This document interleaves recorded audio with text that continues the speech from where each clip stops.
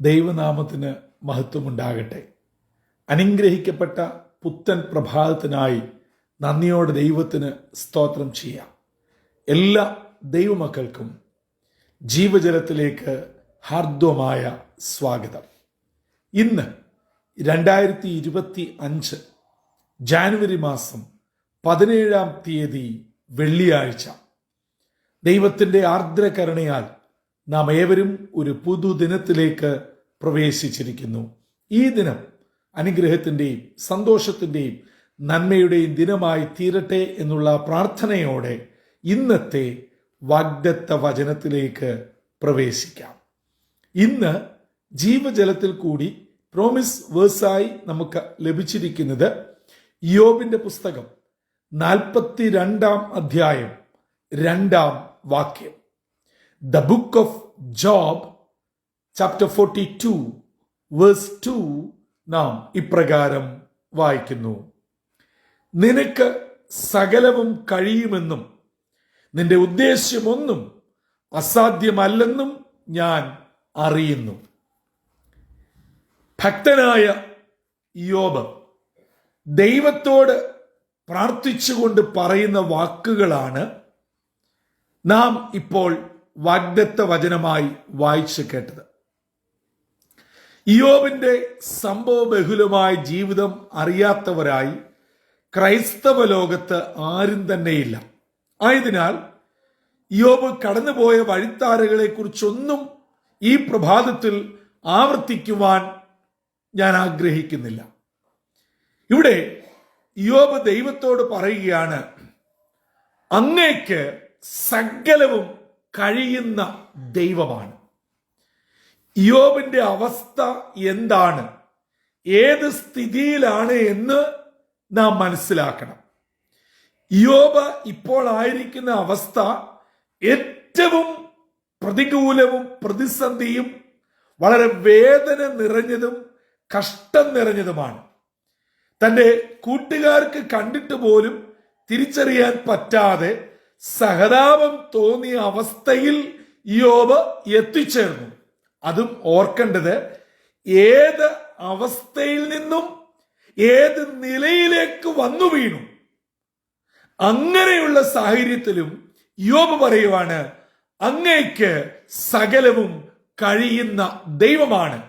ഇന്ന് ഞാൻ കടന്നു പോകുന്ന ഈ അവസ്ഥയ്ക്ക്, ഈ സാഹചര്യത്തിന് മാറ്റം വരുത്തുവാൻ അങ്ങേക്ക് കഴിയുമെന്ന് ഞാൻ വിശ്വസിക്കുന്നു.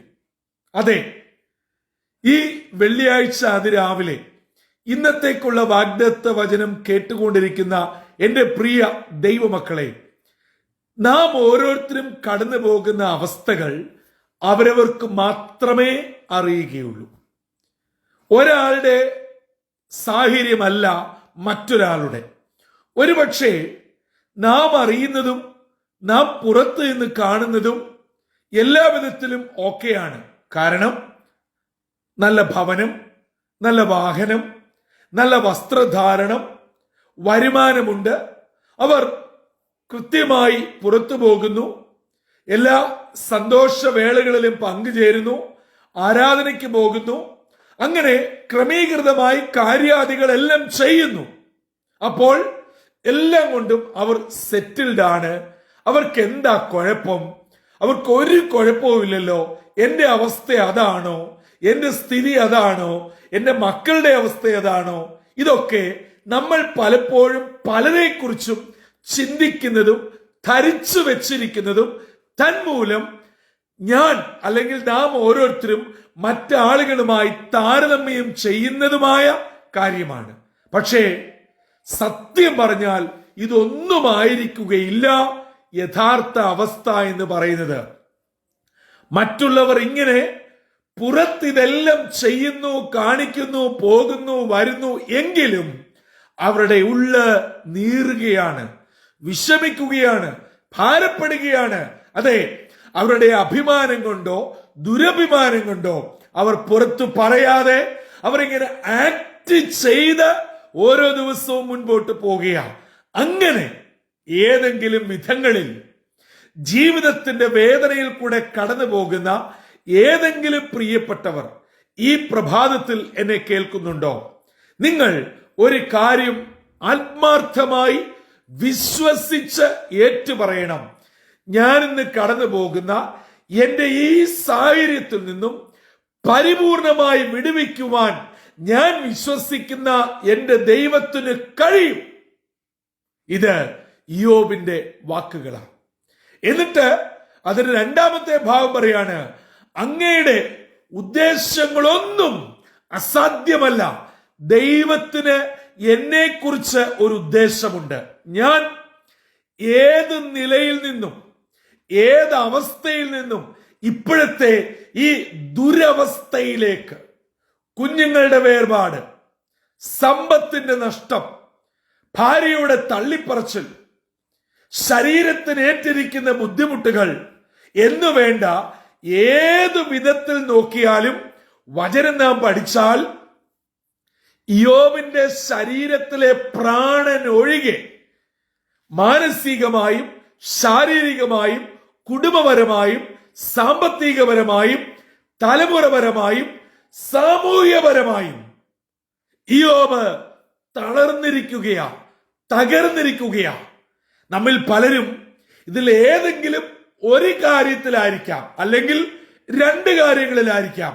പക്ഷെ ഇത്രയും ഇതുപോലെ തകർക്കപ്പെട്ട ആരെങ്കിലും ഉണ്ടോ? ഒരുപക്ഷെ 1000-ൽ 1-2 പേരോ ഉണ്ടായേക്കാം. എന്നാൽ എല്ലാ നിലകളിലും ഒരുപോലെ തകർന്ന് തരിപ്പണമായ ഇയ്യോബ് പറയുകയാണ്, അങ്ങയ്ക്ക് എന്നെക്കുറിച്ചൊരു ഉദ്ദേശമുണ്ട്. അത് ഒരിക്കലും അസാധ്യമാവുകയില്ല, സാധ്യമാകുമെന്ന് ഞാൻ യഥാർത്ഥമായി തിരിച്ചറിയുന്നു. അതെ ദൈവമക്കളെ, ഇന്ന് ഞാൻ നിങ്ങൾ കടന്നു പോകുന്ന വേദനകൾക്കും ഭാരങ്ങൾക്കും വിഷമങ്ങൾക്കും ദൈവത്തിനൊരു ഉദ്ദേശമുണ്ട്. അത് ദൈവത്തിന്റെ പ്രീ പ്ലാൻഡ് പ്രോഗ്രാമാണ്. അത് ഞാൻ നിങ്ങൾ ഉൾക്കൊണ്ട് മനസ്സിലാക്കി പ്രാർത്ഥനയോടെ സ്വീകരിപ്പാൻ തയ്യാറാകുമ്പോൾ ഇയ്യോബിനെ പോലെ സ്തോത്രത്തോടെ മുന്നേറുവാൻ കഴിയും. അല്ല എങ്കിൽ ജീവിതത്തിൽ എന്നും പിറുപിറുക്കുവാനേ സമയമുള്ളൂ, കണ്ണുനീര് പൊഴിക്കുവാനേ സമയമുള്ളൂ. ഒരിക്കൽ പോലും ഉള്ളു തുറന്ന് ചിരിക്കുവാൻ കഴിയുകയില്ല.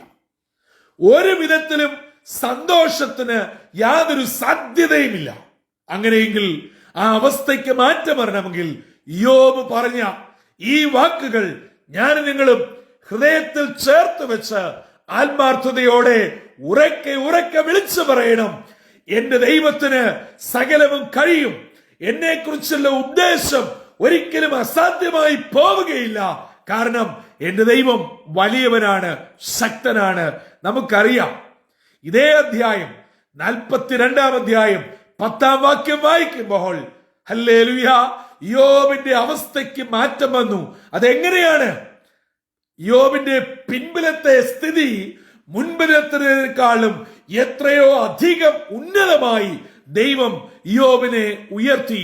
അങ്ങനെയെങ്കിൽ ഞാൻ നിങ്ങൾ കടന്നു പോകുന്ന വേദനകൾ, ഭാരങ്ങൾ, സങ്കടങ്ങൾ, വിഷമതകൾ അത് ഇന്ന് ഞാൻ നിങ്ങളും അനുഭവിക്കുന്നുവെങ്കിൽ നാളെ അത് നന്മയിലേക്ക് കടന്നു വരുന്ന, നന്മയിലേക്ക് എത്തിക്കുന്ന വെറും ചവിട്ടുപടികൾ മാത്രമാണെന്ന് എന്റെ സ്നേഹമുള്ള ദൈവമക്കൾ ഹൃദയം തുറന്ന് ഏറ്റെടുത്ത് മനസ്സിലാക്കി വിശ്വസിക്കണം. അതിനെ ഉൾക്കൊള്ളണം. സ്തോത്രത്തോടെ അതിനെ അതിജീവിക്കണം.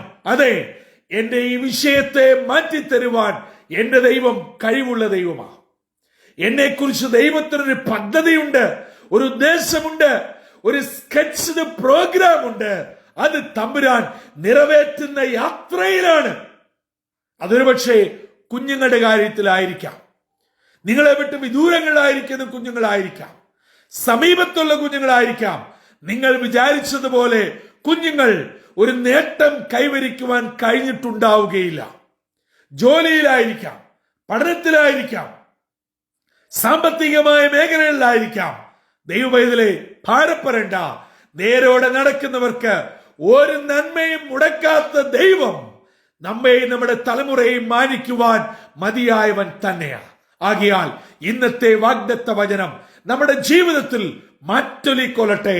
അതെ, നാം അത് വിശ്വസിച്ച് ഏറ്റെടുക്കുക.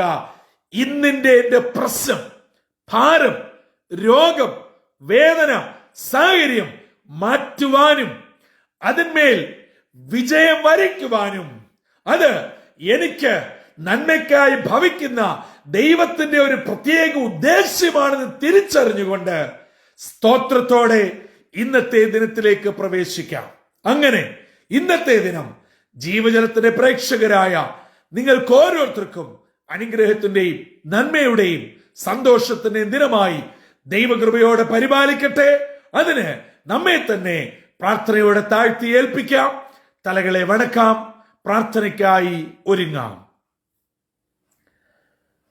കാൽവറിയിൽ കൂടെ ഞങ്ങളെ അളവ് കൂടാതെ സ്നേഹിക്കുന്ന ദൈവമേ, സ്വർഗീയ പിതാവേ, അനുഗ്രഹമേറിയ പുതിയ പ്രഭാതത്തിനായി നന്ദിയോടെ ഞങ്ങൾ അങ്ങേ സ്തുതിക്കുന്നു, സ്തോത്രം ചെയ്യുന്നു.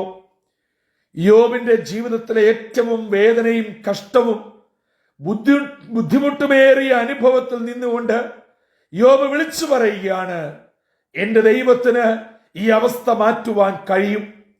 ഞാനിന്ന് കടന്നു പോകുന്ന അവസ്ഥ ദൈവത്തിന് എന്നെക്കുറിച്ചുള്ള ഒരു ഉദ്ദേശമാണ്. അത് നിശ്ചയമായും സാധിപ്പിക്കുവാൻ ദൈവം കഴിവുള്ളവൻ തന്നെയാണ്. അപ്പാ, ഞങ്ങളുടെ വിഷമങ്ങളെയും ഭാരങ്ങളെയും വേദനകളെയും രോഗങ്ങളെയും സങ്കടങ്ങളെയും നോക്കി പിറുപിറുക്കുവാനും ചോദ്യം ചെയ്യുവാനുമല്ല, അതെ, ഇതിന്റെ പിന്നിൽ ദൈവത്തിന് ഉദ്ദേശമുണ്ടെന്നും ഇതിൽ നിന്നും പരിപൂർണ വിടുതൽ തരുവാൻ എന്റെ ദൈവം മതിയായവനാണെന്നും പറയുവാൻ ഇന്നത്തെ വാഗ്ദത്ത വചനത്തിൽ കൂടെ ഞങ്ങളെ ഇവിടുന്ന് ഒരുക്കണമേ. വചനം കേൾക്കുന്ന ഓരോ നിന്റെ മക്കളെയും അനുഗ്രഹിക്കണം. അവരുടെ ഇന്നിന്റെ വേദനകളെ, പ്രശ്നങ്ങളെ അപ്പൻ ഏറ്റെടുക്കണം. സ്വർഗീയ കൃപകൾ കൊണ്ട് നിറയ്ക്കണം. ഇന്നത്തെ ദിനം വിടുതലിന്റെയും അനുഗ്രഹത്തിന്റെയും നന്മയുടെയും ദിനമായി ദൈവകൃപയോടെ പരിപാലിക്കണമെന്ന് യേശു ക്രിസ്തു മൂലം അപേക്ഷിക്കുന്നു. കൃപയോടെ കേൾക്കുമാറാകണമേ. ആമീൻ, ആമീൻ, ആമീൻ.